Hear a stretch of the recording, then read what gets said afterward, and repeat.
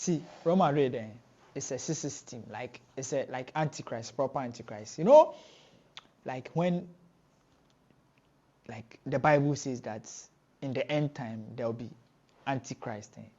I think it's Real Madrid, because like Real Madrid in the Champions League, they play with some level of spirit that you don't understand. Because how on earth, does Real Madrid eliminate Atletico Madrid in this fashion?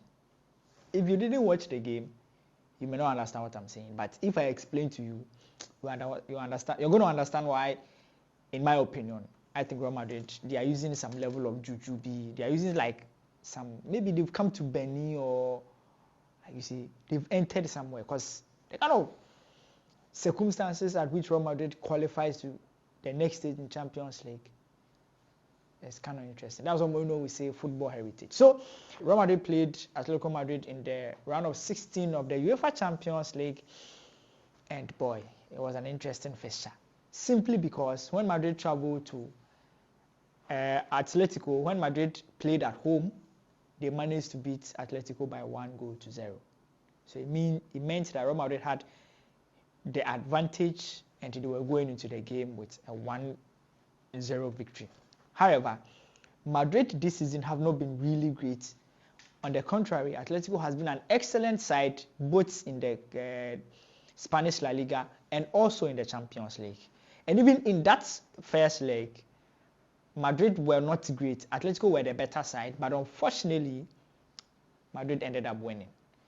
They ended the game with a performance that Vinicius Junior and Mbappe had a very quiet day, but ended up winning the game.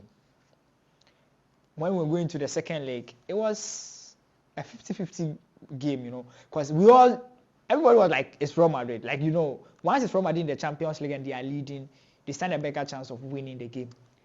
But things went different. Like, we got a lot of hope, or Atletico fans got a lot of hope, when Gallagher scored an early goal under 30 seconds. He scored the fastest goal, one of the fastest goals that has been scored this season, like in the Champions League. That goal gave them, belief. And in my opinion, I think after the goal, Atletico left their feet off the paddle. After getting an early goal, it was obvious that if they pushed further, they could score more goals. Like, you could see that Atletico had more spaces.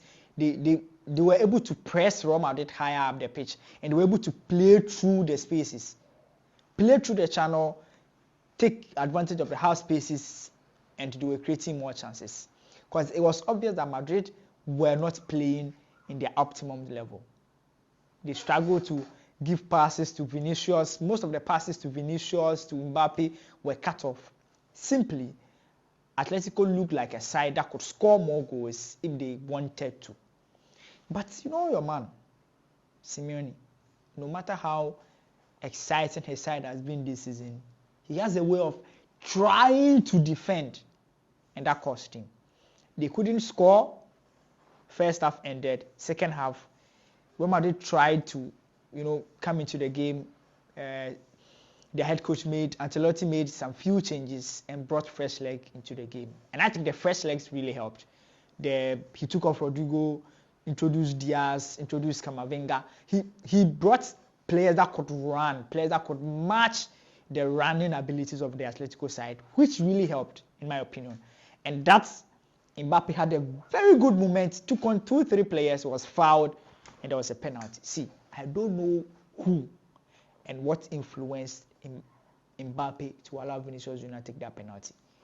And I think Ancelotti needs to query Mbappe and Vinicius Junior. Whoever allowed Vinicius Junior to take that penalty needs to be queried, because Mbappe has been the best penalty taker for Real Madrid this season. Why on earth do you then allow Sinyaman? Sinyaman came and Agolu, those times when we used to play Guata, Agolu. The guy played Agolu over the bar. And for me, once Madrid missed that penalty, I thought the goals have forgotten Real Madrid. Like, the goals that allowed them to do the magic, the goals have forgotten them, because you can't get a penalty and miss it. But boy, we went to the penalty shootout, proper penalty shootout, and Real Madrid happened. Like, I don't know. Like, no matter how bad Real Madrid are in a Champions League game, like there's something that will let them win. But like you see, I don't know, and if you know, let me know in the comment section. Is there a team in the world of football that has command in a specific tournament? Like, you see, even Brazil, they don't even have that command in the World Cup like that. Brazil loses games in the World Cup, in as much as Brazil is like, the most decorated country. Like, I'm yet to, like, you have to let me know. Because even Manchester City, with whatever Pep Guardiola has been able to do with their side in the English Premier League, now they are struggling. So, is there a team in the world of football that has command in a certain tournament or in a certain competition like the way Real Madrid does? Someone needs to let me know, because like it doesn't make sense.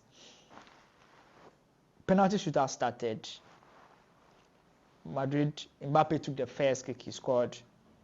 Alexander took the second kick, he scored. Jude Bellingham came, he scored. And then Julian Alvarez. So let me explain this. The rules in football says that the rules in football governing penalty shootouts says that a player is supposed to kick the ball once. When you kick the ball once and it fails to enter the net, you are not allowed to kick it again. So it means that you can't kick the ball twice as a player. What happened with Julian Alvarez was that when he slipped, the right leg hit the ball onto the left. So he double kicked the ball. That means that penalty is disallowed. I blame the referee for failing to explain it very well, like do the gesture well, VAR, listen, cancel it, for people to understand. And I think Thierry Henry was saying something on CBS that he feels with rugby, certain decisions, they explain for everybody to hear. I think it happens in the World Cup. I think the Women's World Cup it was. The referees explain the decision to the people in the crowd. Like the microphone is connected to the speakers in the stadium that you speak. So this time around, he was supposed to explain for everybody to understand what's going on. That was it. There was a bit of confusion, but boy, the rules are the rules. That penalty was missed. That penalty was basically disallowed. We went on. Lucas Vazquez came to miss his, and then Marcus Llorente also missed, and Rudiger. That guy has always been scoring the winning penalty for Real Madrid. He stepped up. All Black had a hand at it, but there was too much power in it, and Madrid are through to the next stage. I call them the 66 team, like Sasabon, some team. Like those boys are just winning games that they don't need to win in the Champions League. But that's what we say, football heritage. So now the round of the quarterfinals of the Champions League is set now, and let me give you the teams. So now, Arsenal versus Real Madrid. Arsenal versus Real Madrid. PSG versus Aston Villa, Inter Milan, or Bayern Munich versus Inter Milan, and then Barcelona versus PSG, or PSG I should say. And then, so let me take you through the fixtures again. Is Arsenal versus Real Madrid, PSG versus Aston Villa, Bayern Munich versus Inter, Barcelona versus Borussia Dortmund. It's going to be an interesting fixtures. We'll come back and give you the details. But now the Champions League, we are in the knockout stage, or someone will say yes, basically the knockout stage, or someone will say the quarterfinals of the Champions League now. And that is where we call the boys have been separated from the men. Let me know what you think. Who is going all the way to win? We have some big teams in there. Is it going to be PSG for the first time, or Real Madrid are going to win? Or Arteta will manage to win the Champions League to save his face? My name is Lali Franco. To meet again. Bye-bye for now.